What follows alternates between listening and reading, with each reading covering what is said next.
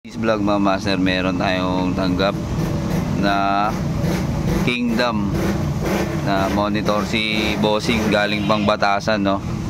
So ang problema na ito, ipa-flash ko na lang sa screen yung ganyan trouble kasi nagiging green screen siya.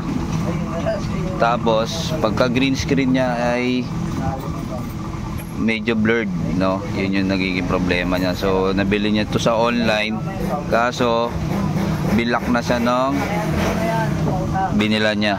So ngayon nagtry siya sa atin kung meron pang pag-asa.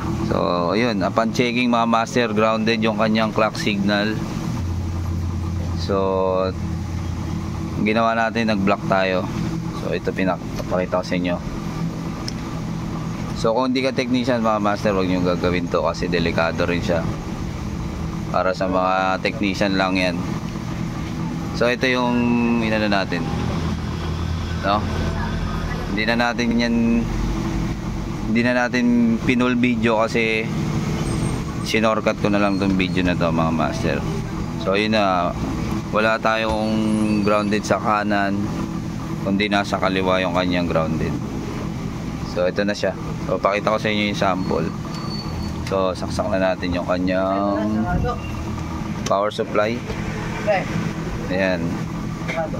Ayan natin ha. Sarado nga. Oo, ang binawa dyan. Nasa yuba. Ayan natin. Ayan na siya mga master, oh. Okay na siya. Ayun.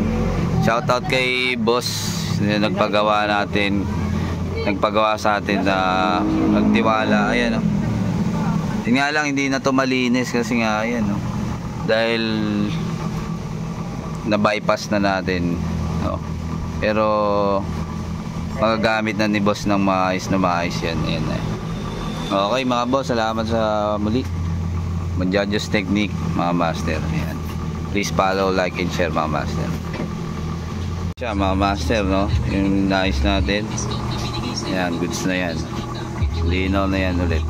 So back to normal na yan. Kung mapapansin nyo doon sa video natin, medyo green screen siya na garbage, parang nagsha-shadow. Ito okay na siya. Okay. Salamat kay boss. Dumayo pa galing Batasan.